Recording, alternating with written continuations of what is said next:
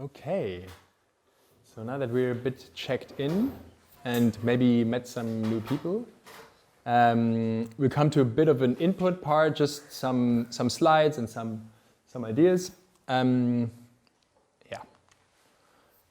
So just for context of this talk of these ideas in general is that we're living in pretty crazy times, in times that get more and more complex, more fast-paced, more volatile, more ambiguous. So we can say that it's an age of transformation and crisis. And we see this crisis on so many levels that sometimes it's called the meta-crisis, like it's a crisis of crises. And one sphere where we can obviously see it is the ecological sphere, where we're destroying our habitat where we're living. We're filling the ocean with plastic. We're cutting down the rainforest. We're just very unwise, stupid, and confused, I would say, at the moment, in general.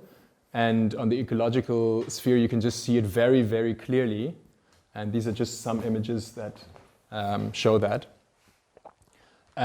We can also see it on a psychological level, because there's record levels of mental illness, of depression, of loneliness, of narcissism. Like all these things go up in this world. We see it on a social level. So there's a lot of inequality. And this, I really like this image. It's like a smartphone in the way of a prison. You know, it's like a prison here.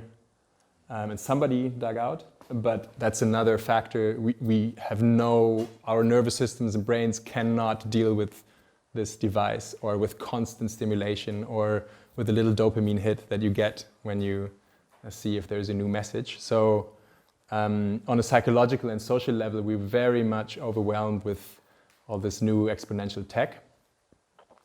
And you can also say it's on a spiritual level, that we're pretty confused or in crisis. Some shamans say that we severed our connection with spirit, and I think that's a pretty good analysis.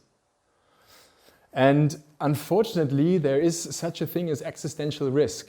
So this dude, Daniel Schmachtenberger, I really like his analyses of the current situation, and the more you listen to him and similar people from these existential risk circles, the less rosy the picture gets. So there's gene editing, there's nanotech, there's artificial intelligence, and like the nuclear threat. And there's many other existential risks. And an existential risk is defined as a risk that is existential for the existence of this species. So that in 200, 300, 400, 500 years, if we're not wise, there's just no more Homo sapiens. That's sort of the scenario. And that's in one way, a pretty bad thing to think about. In another way, it's very motivating, because I quite like humans. I like the humans who are in this space, and I myself am human, so I quite like staying alive and maybe even having kids or grandkids. So I think it's quite a good motivation to do some changes, or yeah. So when we look at the situation, like the crisis and also the sort of existential risk, we might ask, why is that? You know, what are the underlying causes? I mean, if we want to remedy that, we have to understand what is the actual cause of it. And I really like this quote from this climate scientist, James Speth, who says, "I used to think the top global environmental problems were biodiversity loss, ecosystem collapse, and climate change. I thought that with 30 years of good science, we could address these problems, but I was wrong." He goes on to say, "The top environmental problems are selfishness, greed, and apathy. And to deal with these, we need a spiritual and cultural transformation, and we scientists don't know how to do that." And I would add a little, don't know how to do that yet, because I think there's some really good approaches of doing exactly that, of remedying selfishness, greed, and apathy, and of initiating spiritual and cultural transformation. In very broad, very simple terms, Jiddu Krishnamurti said, this crisis is a crisis in consciousness. And staying on this topic for crisis in a bit, the cliche of, oh, crisis is also an opportunity. I really believe that, the crisis also puts us together. It's kind of, if we don't, it's kind of a maturity test for humanity at the moment. If we don't get our shit together, we're fucked, in plain English. So I think really it's our choice whether we go down this path and destroy not only ourselves, but also many other species. I mean, we're facing the 6th global extinction event, which is not brought on by some meteor, but by us, which is pretty sad. So I think the moment is really ripe, and there's a sense of urgency of really changing our ways deeply, so that we don't go down this path, but go down that path. And it is actually a really good possibility, because we become more and more powerful in some regards, regarding tech, regarding understanding of the natural world. However, I think what we need is really an understanding of the inner world, because we're pretty sophisticated regarding external science, as you might call it.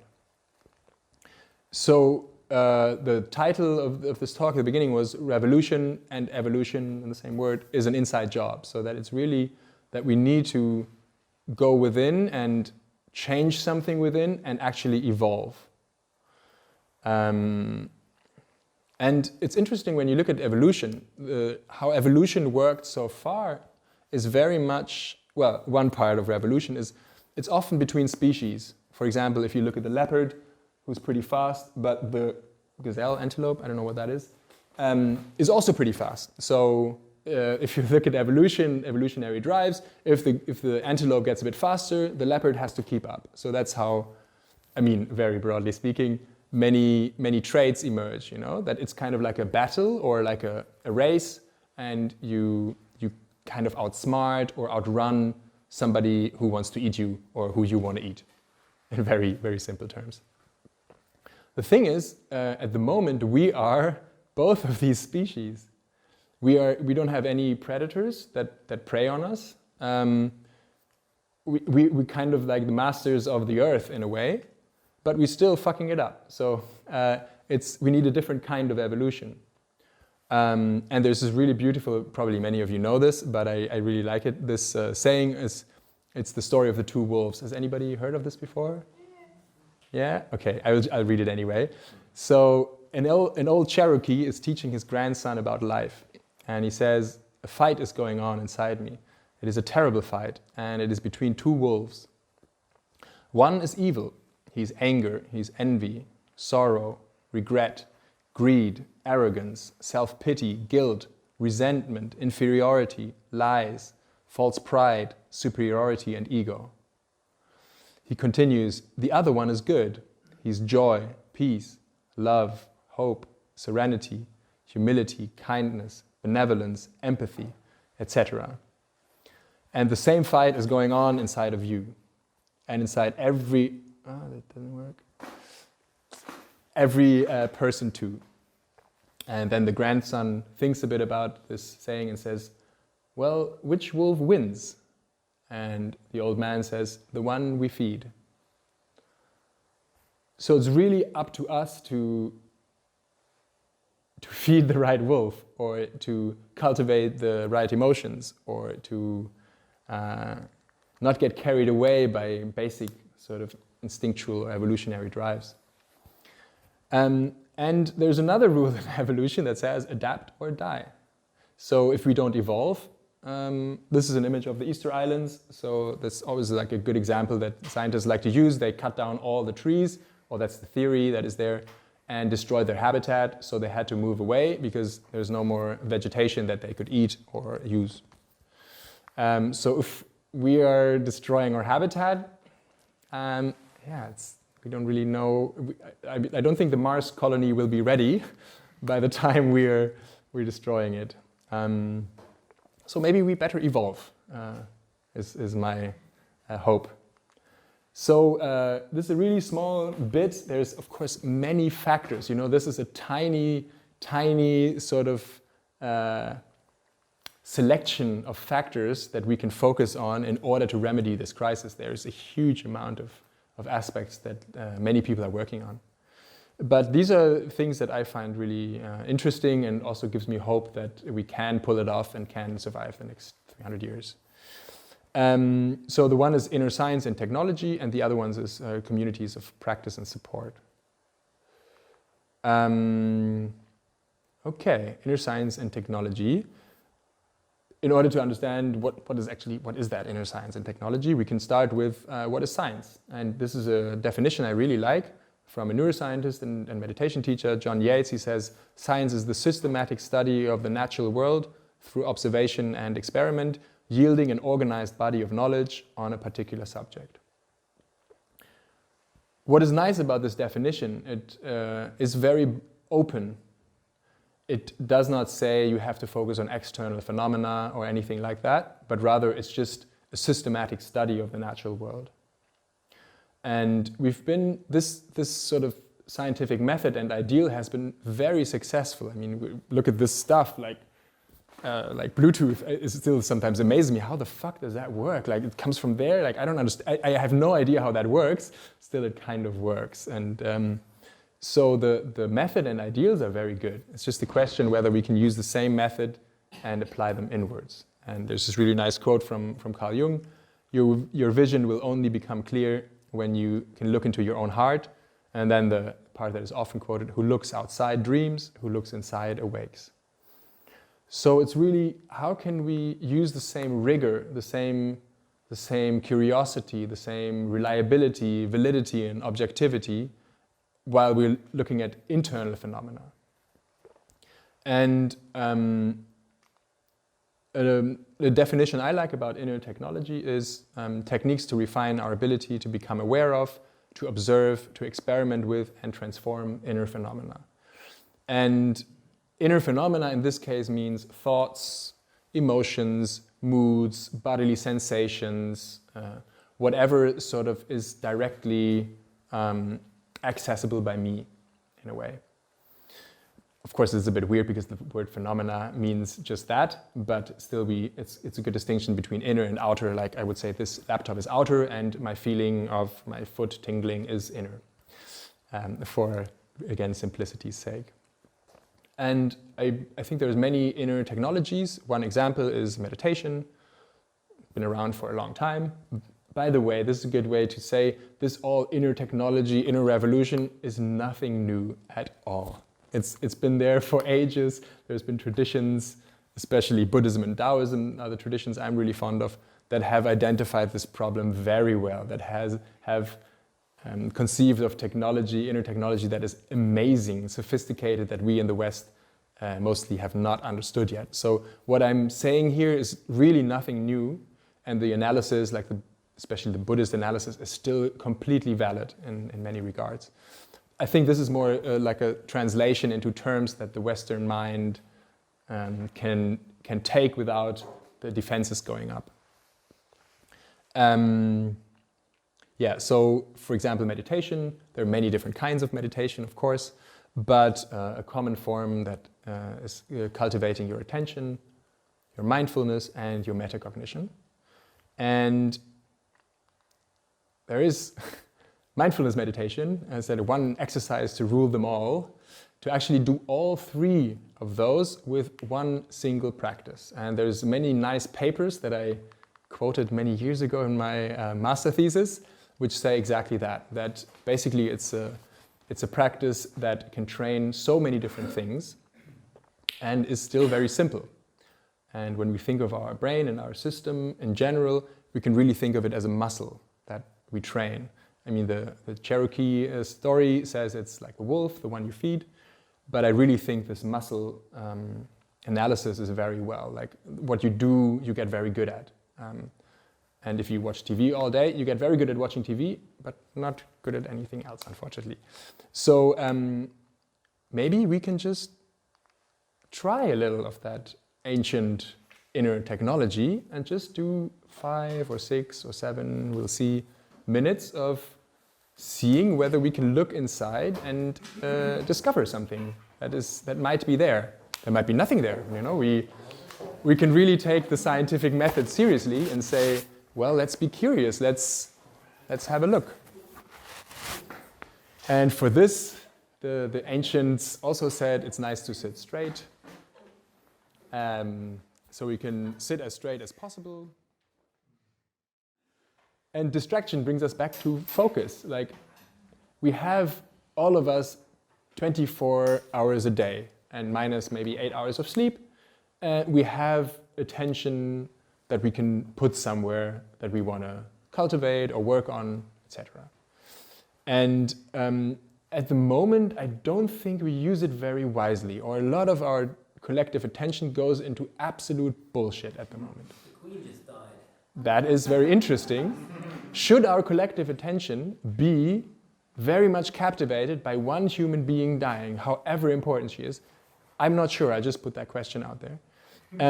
So the question is really, where do we put our collective attention? What do we focus on all day?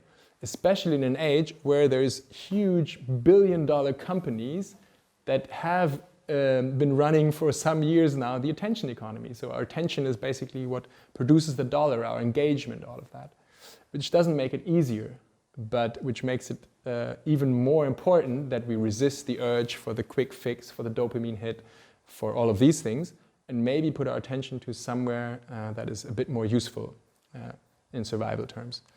And we can look back to this quote, you know, like what the James Beff identified is that these are emotional problems, that it's not biodiversity loss, ecosystem collapse, but it's actually selfishness, greed, and apathy that is causing, that is the underlying cause underneath.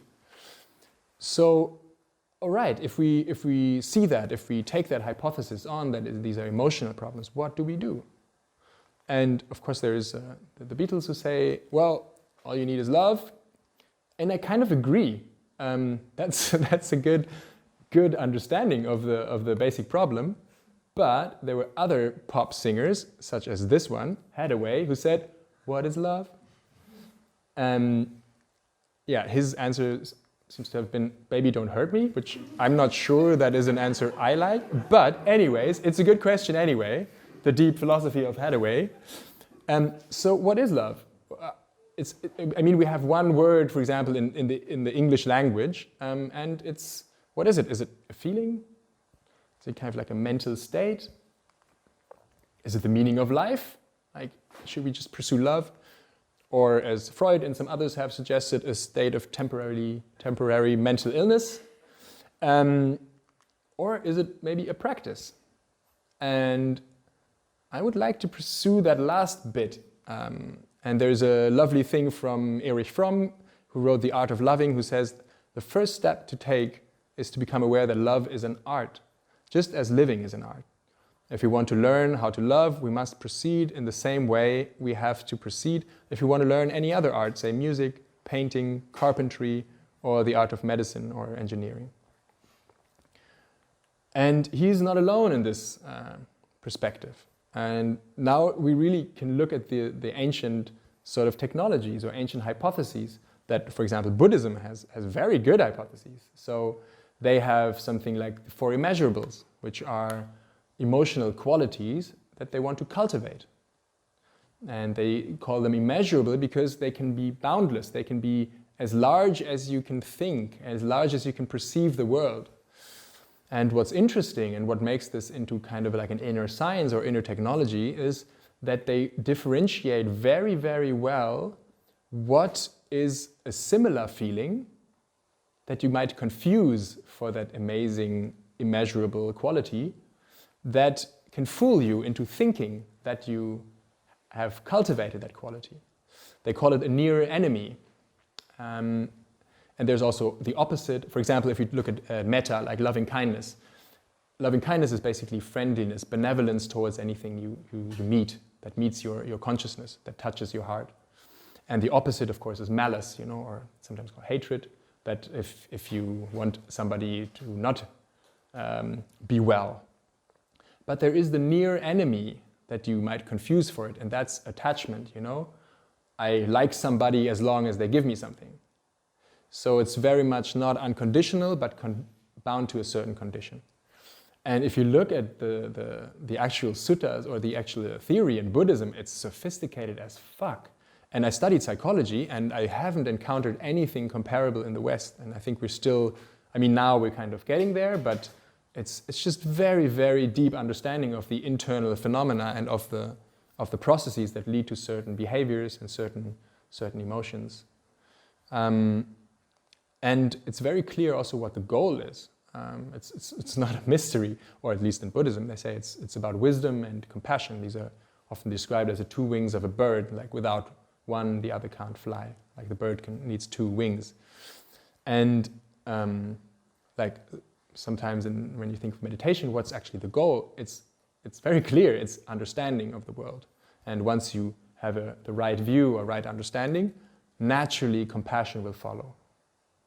When you understand that we're all interconnected and not separated, the natural impulse is to want the best of all of you. And any other impulse is just misdirected and based on wrong understanding in Buddhist terms. So it's really about cultivating wholesome intentions towards yourself, towards others.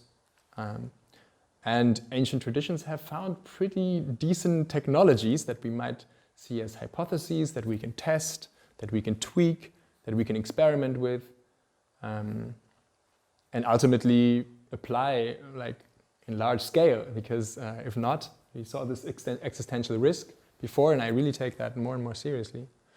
And especially if we look at external technology that we're using right now, we're getting very, very powerful.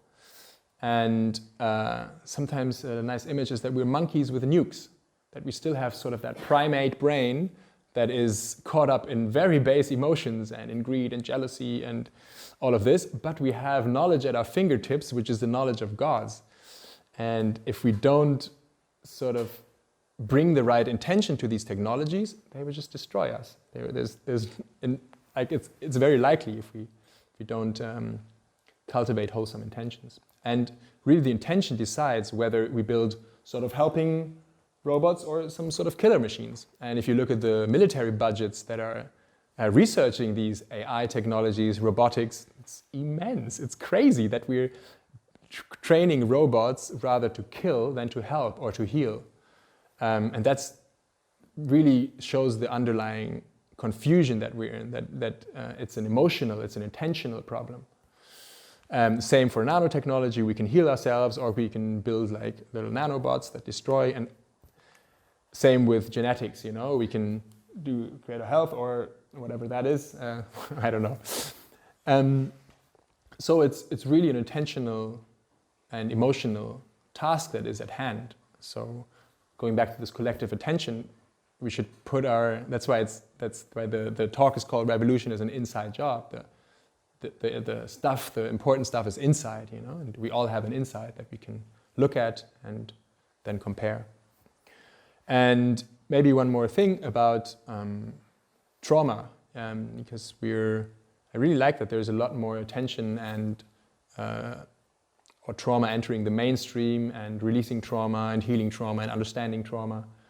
And I think this is essential to cultivate wholesome emotions and wholesome intentions, because we are deeply, deeply traumatized on an individual level as well as a collective level. And when we're in a room together and are triggered the whole time from everything that everybody says, it's very unlikely that we gather together and create sort of a good intention, or that wholesome emotions will flourish. And of course, there's many other inner technologies. Just through them, psychedelics has a big renaissance, rightly so, especially psychedelic therapy that is quite controlled and where you have very, very interesting results. Stuff like breathwork or music and dance. And all of these are, again, ancient technologies. There's nothing new about psychedelics. You know, right now we have fancy labs and all of that, but psychedelics have been around for some time and have been healing and helping people. Now maybe we have some ways where we can really guide that process in a wise way, same with breathwork, but all of these are really ancient technologies. So what to do with this? One thing that I really think is a crucial step is creating mental observatories or emotional observatories. So I put an image of this, I think it's Bhutan or Tibet or some Himalayan country, because it's interesting when you look at Tibetan Buddhism, they had a huge network of monasteries, and it was a very high sort of occupation of being a monk, and it was supported by the whole community. So spiritual wisdom or understanding was in such high regards that they developed amazing inner technology just because they put their minds to it and put their best minds to it. So, of course, this is not an image of a modern mental or emotional observatory, but really opening up research stations where you see, okay, how does this technique work? How do we, it's really a step-by-step scientific process of understanding the technique, tweaking it. It's like action research. You do something, you understand it, you do a retrospective, what worked, what didn't, do the next iteration. It's really not kind of so different from external science. And another thing we should do is fund the hell out of this inner research. And by inner research, I don't mean, for example, studies about meditation, like what happens in the brain, like the resource project at the Max Planck Institute where I was a part of.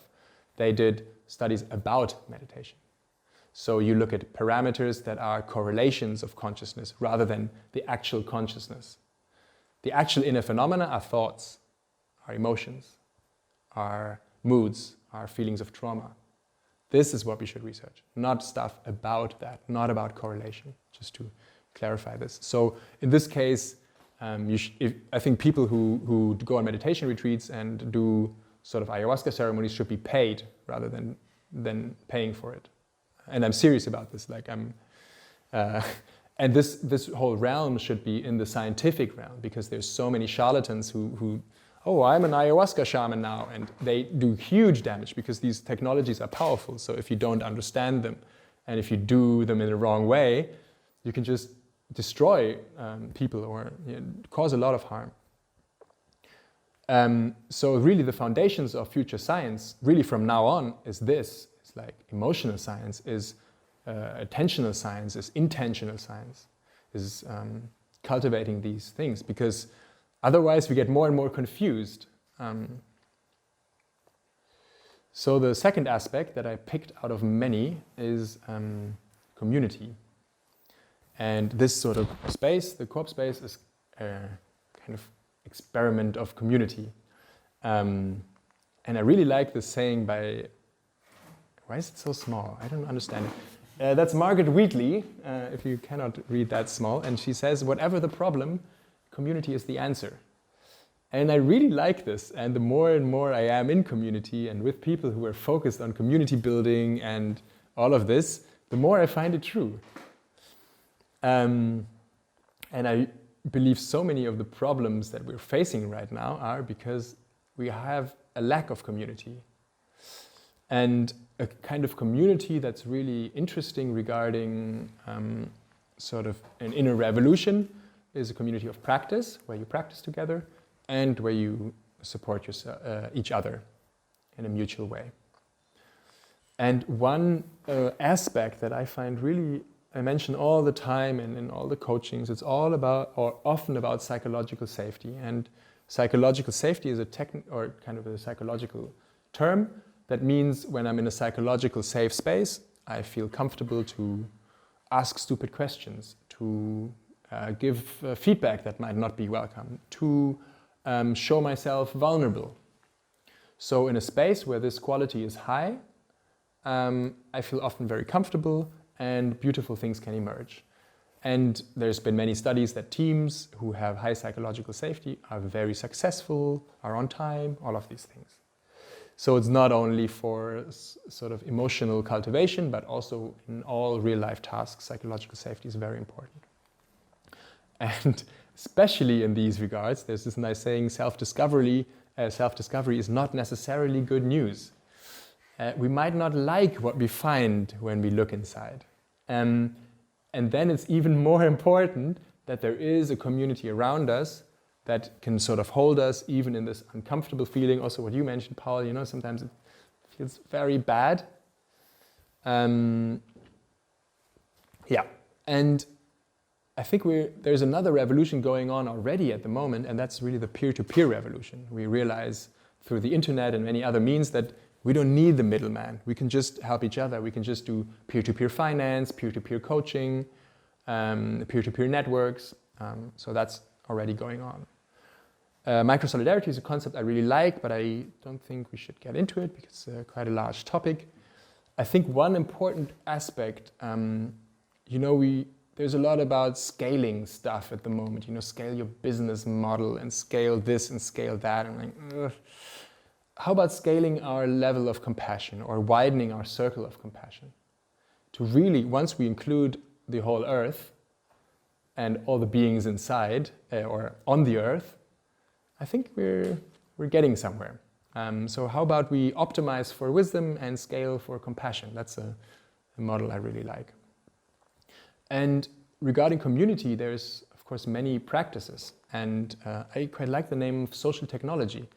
That depending on how you meet somebody else, the outcome is going to be very different.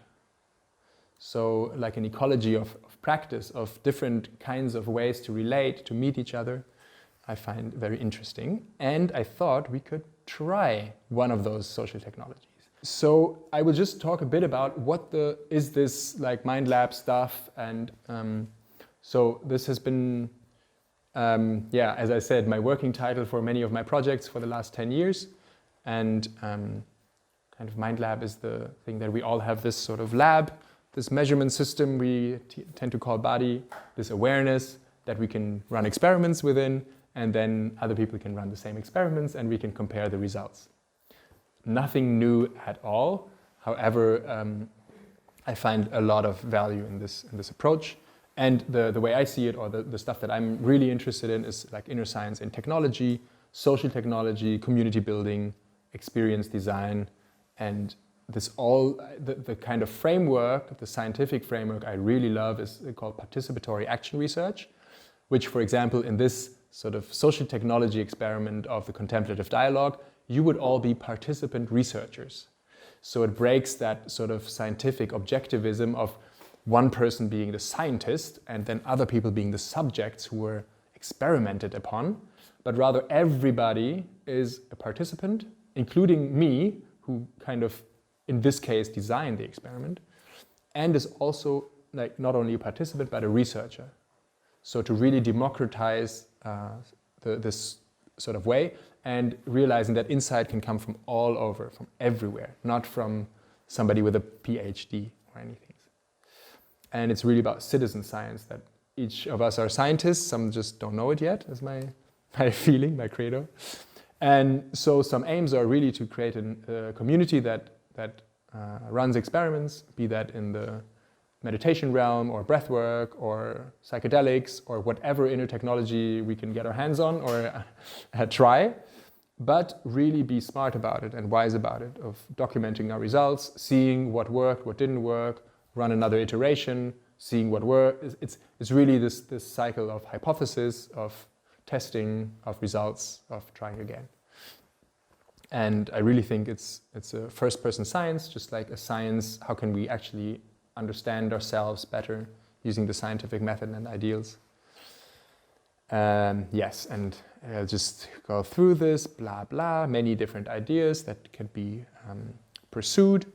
One of these experiments that I'm pursuing at the moment is called Inner Revolution, and it's a sort of online course format. I've already taught it in this room before, and Malte was actually one of the participants, and Anna was here. And now I'm just trying it out online and seeing if it works there as well, because it's when you create a community of practice, you can reach more people, but it might also not work. So it's really also an experiment. And there's many different sort of traditions or influences that went into this course. And I take a lot from my work at the hospital, or from MBSR, or from general meditation and Buddhism and Taoism and psychology, neuroscience and philosophy, and just trying to sort of create something that you can work with, and where people can try different techniques, share them, and these sort of things. All right, blah, blah, many things. There's some lectures in this. There's lots and lots of meditation. There's some mindful movement practice, mainly qigong, because I really like it, and it's a very good form of entering sort of. Is this also your friend? No, it's just joking. This is my friend. What is? Was this what you were saying? You were like, okay, I understood it right. What's quite prominent also in ancient traditions is contemplation, which is kind of like a meditation with thoughts, you could say, like pondering a certain theme or a certain concept and really remembering it's about understanding and wisdom. That's the ultimate goal. And these sort of dialogue practices, different kinds of dialogue practices. And a very big part that was not very present in my courses before is this sort of peer coaching format and micro-solidarity. It's really about how can we not feel alone on this, but verbalize what's happening within me. But normally in ancient traditions, it was the teacher and the Sangha. Sangha is basically just a spiritual community that practices together and helps each other on the path and supports. And there's a community platform for also talking outside of classes or lessons. This is, if you're interested, you can put your email on a list that is not here, but over there. But maybe just remembering the real goal of this is to create a community that does that inner science. And I really want to get proper funding for it, that people are funded for venturing within and for sort of systematic, sustainable exploration and transformation.